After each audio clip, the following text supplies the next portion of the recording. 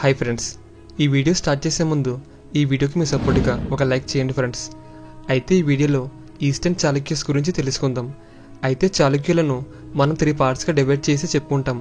అందులో మొదటిది బాదామి చాళుక్యులు, తర్వాత ఈస్టర్న్ చాళుక్యులు, వీరిని వేంగి చాళుక్యస్ అని కూడా పిలుస్తారు. తర్వాత వెస్టర్న్ చాళుక్యులు, వీరిని కళ్యాణి చాళుక్యులు అని కూడా పిలుస్తారు. అయితే మనం ప్రీవియస్ వీడియోలో బాదామి చాళుక్యస్ గురించి తెలుసుకున్నాం. ఇంకా వీడియోని ఎవరైనా చూడకపోతే ఒకసారి చూడండి. అయితే ఈస్టర్న్ చాళుక్యస్ని వేంగి చాళుక్యులు అని కూడా పిలుస్తారు. వారు 700 CE నుండి దాదాపు 1200 CE వరకు పాలించారు. సుమారు 500 సంవత్సరాలు వారి పాలన కొనసాగింది.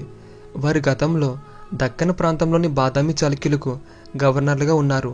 చివరికి వారు స్వాతంత్ర్యం ప్రకటించుకున్నారు. వీరు ఆంధ్రప్రదేశ్లోని వేంగి ప్రాంతాన్ని పరిపాలించారు. తూర్పు చాళుక్యుల రాజధాని మొదట వేంగి నగరంలో ఉండేది. తరువాత రోజుల్లో వీరి రాజధాని రాజమహేంద్రవరం. తూర్పు చాళుక్యులు వారి చరిత్ర అంతటా అత్యంత శక్తివంతమైన చోళులు మరియు పశ్చిమ చాళుక్యుల మధ్య జరిగిన అనేక యుద్ధాలకు ప్రసిద్ధి చెందారు. అయితే ఈస్టర్న్ చాళుక్య రాజులు హిందువులు. వారు ముందు వేంగిని తమ రాజధానిగా చేసుకున్నారు. అందుకే వీరిని వేంగి నుండి వచ్చిన చాళుక్యులు అని కూడా పిలుస్తారు. బాదామి చాళుక్య రాజైన 2వ పులకేశిని సోదరుడు విష్ణువర్ధనుడు. అయితే 616 CEలో పులకేశిని ఆంధ్రప్రదేశ్లోని భూభాగాలను స్వాధీనం చేసుకున్నాడు. అప్పుడు ఈ భూభాగాలకి తన సోదరుడైన కుబ్జ విష్ణువర్ధనుడిని గవర్నర్గా నియమించాడు. అలా విష్ణువర్ధనుడు ఈ ప్రాంతానికి గవర్నర్గా పనిచేశాడు. అయితే 624 CEలో వాతాపి యుద్ధంలో పల్లవులు పులకేశిని చంపేశారు. అప్పుడు విష్ణువర్ధనుడు బాదామి చాళుక్యులను వదిలేసి ఈయన స్వాతంత్ర్యం ప్రకటించుకుని ఈ రాజ్యాన్ని పరిపాలించారు. అందువలన విష్ణువర్ధన వన్ని ఈ రాజవంశ స్థాపకుడిగా పరిగణించారు. ఈస్టర్న్ చాళుక్యస్ తర్వాత రోజుల్లో కాంచీ పల్లవులతో మరియు మాణిక్యాట రాష్ట్రకూటులతో పోరాడారు. అలానే ఈస్టర్న్ చాళుక్యులకు మరికొంతమందితో విభేదాలు ఉన్నాయి. అందువలన వీరు వేంగి భూభాగాన్ని కాపాడుకోవడానికి తంజావూరు చోళులతో వైవాహిక సంబంధాలను ఏర్పరచుకున్నారు. వేంగి తూర్పు చాళుక్య పాలన చాలా సంవత్సరాలు కొనసాగింది. వారి పాలనలో తెలుగు సంస్కృతి, సాహిత్యం, కవిత్వం మరియు కళలు అభివృద్ధి చెందాయి. అలానే ఈ కాలాన్ని చాలామంది చరిత్రకారులు ఆంధ్రప్రదేశ్ చరిత్రకు స్వర్ణయుగంగా పరిగణిస్తారు. ఈ రాజ్యంలో మొదటి రాజు కుబ్జ విష్ణువర్ధనుడు. ఈయన 615 CE నుండి 641 CE వరకు పరిపాలించాడు. ఇతన్ని బిట్టరస అని కూడా పిలుస్తారు. కుబ్జ విష్ణువర్ధనుడు తన సోదరుడి చాళుక్య రాజ్యం నుండి స్వాతంత్ర్యం ప్రకటించుకొని తూర్పు చాళుక్యులను ప్రత్యేక రాజ్యంగా పరిపాలించాడు. విష్ణువర్ధనుడు నెల్లూరు నుండి విశాఖపట్నం వరకు విస్తరించి ఉన్న రాజ్యాన్ని పరిపాలించాడు. ఇతను ఇప్పటి పిఠాపురం ప్రాంతాన్ని తన రాజధానిగా చేసుకున్నాడు. అతను విషమసిద్ధి అనే బిరుదును కూడా స్వీకరించాడు. విషమసిద్ధి అంటే కష్టాలను జయించేవాడని అర్థం. కుబ్జ విష్ణువర్ధనుడి పాలన చాలా తక్కువ కాలం మాత్రమే కొనసాగింది. వారి గురించి చాలా తక్కువ సమాచారం అందుబాటులో ఉంది. అతని కుమారుడు జయసింహ I అతని తరువాత సింహాసనాన్ని అధిష్ఠించాడు. ఇతను 641 CE నుండి 673 CE వరకు పరిపాలించారు. అతను 32 సంవత్సరాల పాలన సాగించాడు. అయితే అతని పాలన ప్రశాంతంగా కొనసాగింది. ఈయన తన రాజధానిని పిఠాపురం నుంచి వేంగికి మార్చాడు. అతని తమ్ముడు ఇంద్ర భట్టారకుడు అతని తరువాత సింహాసనాన్ని అధిష్ఠించాడు. ఈయన 673 CEలో సింహాసనాన్ని అధిష్ఠించి కేవలం 7 రోజులు మాత్రమే పరిపాలించాడు. అతని కుమారుడు విష్ణువర్ధన II అతని తరువాత సింహాసనాన్ని అధిష్ఠించాడు. విష్ణువర్ధన II ఈయన 673 CE నుండి 682 CE వరకు పరిపాలించాడు. ఈయన తరువాత ఇతని కుమారుడైన మంగి యువరాజ వచ్చారు. ఈయన 682 CE నుండి 706 CE వరకు పరిపాలించాడు. అతని గురించి కొంత సమాచారం అందుబాటులో ఉంది. మంగి యువరాజు రాష్ట్రకూటులతో పోరాడ్డాడు.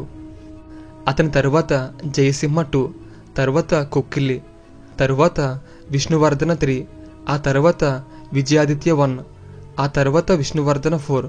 విష్ణువర్ధన IV తూర్పు చాళుక్యుల్లో 10వ పాలకుడు. అతను వేంగి ప్రాంతాన్ని పరిపాలించాడు. అతను 772 CE నుండి 808 CE వరకు పరిపాలించాడు. అతనికి సామ్రాజ్య రాష్ట్రకూటులతో సంబంధాలు ఉన్నాయి. ఆ తర్వాత రాజులు విజయాదిత్య II, తరువాత కాళీ విష్ణువర్ధన V, తర్వాత గున్నగ విజయాదిత్య III. ఈయన 849 CE నుండి 892 CE వరకు పరిపాలించాడు. ఈయన వేంగి రాజ్యంలో అత్యంత శక్తివంతమైన రాజు. అతని సైనిక విజయాలు అతనికి దక్కన్లో ఎక్కువ భాగాన్ని తన ఆధీనంలోకి తెచ్చాయి. అతనికి గునగ నల్లత, పరాచక్ర రాముడు, వలభ వంటి బిరుదులు ఉన్నాయి. ఇతను తన ఇద్దరి సోదరులైన యువరాజ విక్రమాదిత్య 1 మరియు యుద్ధమల్ల 1తో ఈ రాజ్యాన్ని పరిపాలించాడు. ఆ తర్వాత రాజులు భీమా 1, విజయాదిత్య 4, అమ్మా 1, విజయాదిత్య 5, తడప, విక్రమాదిత్య 2, భీమా 2, యుద్ధమల్ల 2, భీమా 3, అమ్మా 2, ధనర్వుడు, జటచోడ భీమా, శక్తివర్మన్ 1, ఆ తర్వాత విమలాదిత్య, ఆ తర్వాత రాజ నరేంద్ర 1. ఇతన్ని విష్ణువర్ధన 8 అని కూడా పిలుస్తారు. ఇతను 1018 CE నుండి 1061 CE వరకు పరిపాలించాడు. రాజరాజ నరేంద్రుడు రాజమహేంద్రవరం నగరాన్ని స్థాపించాడు. ఆయన కాలం సామాజిక మరియు సాంస్కృతికి ప్రసిద్ధి చెందింది. ఇతని పాలనలో రాజమహేంద్రవరాన్ని పశ్చిమ చాళుక్యులు కొల్లగొట్టారు. ఈ ప్రాంతంలో పశ్చిమ చాళుక్యులు మరియు ఇతర పొరుగు రాజవంశాల మధ్య యుద్ధాలు జరిగాయి. ఆ తర్వాత శక్తివర్మన్ 2, తర్వాత విజయాదిత్య 7, ఆ తర్వాత రాజరాజ 2, ఆ తర్వాత వీరచోళ విష్ణువర్ధన 9. ఇతను 1079 CE నుండి 1102 CE వరకు పరిపాలించాడు. ఇతని వంశానికి చివరి పాలకుడు. అయితే చివరికి వీరు చోళ సామ్రాజ్యానికి లొంగిపోయారు. అయితే తరువాత రోజుల్లో వీరు సామంతులుగా కొన్ని సంవత్సరాలు పరిపాలించారని కొన్ని ఎవిడెన్స్ బట్టి తెలుస్తుంది. 642 CE నుండి 705 CE వరకు కొంతమంది రాజులు చాలా తక్కువ కాలం పరిపాలించారు. వారిలో జయసింహ 1 తప్ప ఆ తర్వాత వచ్చిన వాళ్ళ గురించి పెద్దగా తెలియదు. అయితే ఈస్టర్న్ చాళుక్యస్ యొక్క సోర్సెస్ గురించి ఒకసారి చూద్దాం. వీళ్ళ గురించి మనకి ఏ ఇన్స్క్రిప్షన్ ద్వారా తెలిసిందంటే షట్లూరు copper plate inscription of Vijayaditya 3, తర్వాత విష్ణువర్ధన్ యొక్క తిమ్మాపురం ఇన్స్క్రిప్షన్, అలానే విష్ణువర్ధన్ యొక్క సతరం మరియు చీపురుపాల ఇన్స్క్రిప్షన్, ఆ తర్వాత వేంగిపుర ఇన్స్క్రిప్షన్, అలానే బెజవాడ ఇన్స్క్రిప్షన్, తరువాత బ్రిటిష్ మ్యూజియం ఇన్స్క్రిప్షన్ ఆఫ్ అమ్మా 2, తరువాత మసూలిపట్టం and gutter inscription of Vijayaditya 3, తరువాత అమ్మ 2 యొక్క మల్యపుండి, అలానే ధర్మవరం ఇన్స్క్రిప్షన్, తరువాత మంగళ ఇన్స్క్రిప్షన్, అలానే ఇన్స్క్రిప్షన్ ఆఫ్ పల్లవ రూలర్స్, ఆ తర్వాత కాలచూరు ఇన్స్క్రిప్షన్, తర్వాత రాష్ట్రకూట ఇన్స్క్రిప్షన్. అలానే వీరి యొక్క లిటరరీ సోర్సెస్ గురించి ఒకసారి చూద్దాం.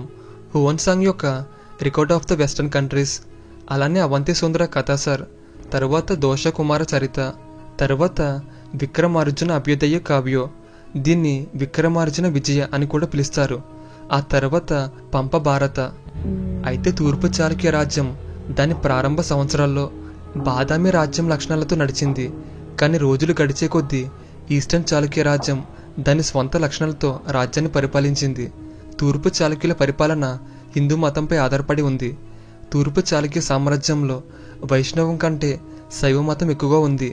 చాలామంది ప్రజలు శివుని ప్రధాన దేవుడిగా పూజించారు. రాజ్యం అంతటా వ్యాపించిన శివభక్తి ఫలితంగా తూర్పు చాళుక్య పాలకులు భారీ సంఖ్యలో దేవాలయాలు నిర్మించారు. విజయాదిత్యుని 2 అయితే 108 దేవాలయాలు నిర్మించాడు. అలానే యుద్ధమల్ల 1 విజయవాడలో కార్తికేయ ఆలయాన్ని నిర్మించాడు. అద్భుతమైన ద్రాక్షారామ ఆలయాలను భీముడు 1 నిర్మించాడు. అలానే బిక్కుల్లోని గోలింగేశ్వర ఆలయంలో అర్ధనారీశ్వర, శివ, విష్ణు, అగ్ని, చాముండి మరియు సూర్య వంటి దేవతల శిల్పాలు అద్భుతంగా చెక్కబడ్డాయి. అలానే రాజవంశంలో కొంతమంది పాలకులు తమను తాము పరమ మహేశ్వరులు అని ప్రకటించుకున్నారు. అయితే విజయాదిత్య 2, యుద్ధమల్ల 1, విజయాదిత్య 3 మరియు భీమా 1 ఈ రాజ్యంలో దేవాలయాల నిర్మాణంలో పాల్గొన్నారు. ఈ కాలంలో బౌద్ధ మతం క్షీణించగా జైన మతం కాస్త ప్రజల మద్దతును కలిగింది. అలాగే ఆ కాలంలో ప్రసిద్ధ జైన కేంద్రాలు విజయవాడ, జనుపాడు, పెనుగొండ మరియు మునుగోడు. ఈ కాలంలో ప్రజలు రాజును రక్షకుడిగా భావించేవారు. చాళుక్య రాజుల పరిపాలన అత్యున్నత స్థానాన్ని కలిగి ఉంది. వీరి పరిపాలన విధానం సేమ్ బాదామి చాళుక్యుల పరిపాలననే ఉంది. రాజు పరిపాలనలో అత్యున్నత అధికారి. ఈ రాజుకు అనేక మంది మంత్రులు ఉండేవారు. రాజుకు మంత్రులు సహాయం చేసేవారు. రాజు రాజ్యపాలన చేస్తూ రాష్ట్రానికి మరియు ప్రజలకు సంబంధించిన ముఖ్యమైన విషయాలను చూసుకునేవాడు. అలానే రాజు దళాలకు సైన్య అధ్యక్షుడిగా కూడా ఉన్నాడు. అలానే కాలంలో రాజు తర్వాత వచ్చే వారసుడికి కొన్ని పరీక్షలు పెట్టేవారు. రాజుగా ప్రకటించడానికి ముందు యువరాజు యుద్ధ కళల్లో శిక్షణ పొందాలి. అలాగే శాస్త్రాలు, ఇతిహాసాలు, పురాణాలు, రాజకీయాలు మరియు పవిత్ర చట్టాలు నేర్చుకోవాలి. అలానే రాజు తన మంత్రి సలహాతో ప్రజలను పరిపాలించారని కొన్ని ఎవిడెన్స్ బట్టి తెలుస్తుంది. తూర్పు చాళుక్య రికార్డులో మంత్రి మరియు ప్రధాన ఇంకా మరి కొందరు మంత్రులు ఉన్నారు. రాజు నేరుగా మంత్రులు నియమించేవాడు. ఈ కాలంలో బ్రాహ్మణులను సమాజంలో ఎంతో గౌరవంగా చూసేవారు. వారు వేదాలు మరియు శాస్త్రాల్లో ప్రావీణ్యం కలిగి ఉన్నారు. మరియు వారికి రాజులు భూమి మరియు డబ్బు బహుమతిగా ఇచ్చేవారు. అలానే వారు కౌన్సిలర్లు మరియు మంత్రులు వంటి పదవులను కూడా నిర్వహించారు. అలానే వారు సైన్యంలో కూడా ప్రవేశించారు. అయితే క్షత్రియులు పాలకవర్గం, వారు సైన్యంలో ఉండేవారు. అలానే వైశ్యులు వ్యాపారాలు చేసేవారు. అలానే ప్రాంతంలో జనాభాలో శూద్రులు ఎక్కువ మంది ఉన్నారు మరియు వారిలో అనేక ఉపకులాలు ఉన్నాయి. ఈ కాలంలో తెలుగు సాహిత్యం అత్యున్నత స్థాయిలో ఉంది. జయసింహ వన్ యొక్క విప్పర్ల శాసనం మరియు మంగి యువరాజు యొక్క లక్ష్మీపుర శాసనం 700 CEలో లభించిన తూర్పు చాళుక్యుల తొలి తెలుగు శాసనాలు.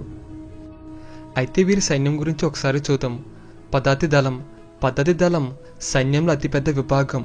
చాళుక్య శిలా శాసనాల ప్రకారం రాజు పెద్ద సంఖ్యలో సైనికులను నియమించాడు. దీంట్లో 6 రకాల దళాలు ఉన్నాయి. మొదటిది మౌల, తరువాత బిర్లిత్య, రేణి, మిత్ర, అటవిక మరియు అమిత్ర. ఆ సైన్యంలో ఉండే సైనికులకు దుస్తులు మరియు సామాగ్రి అలాగే ఆయుధాలు ఇవ్వబడ్డాయి. ఆ తర్వాత అశ్విక దళం.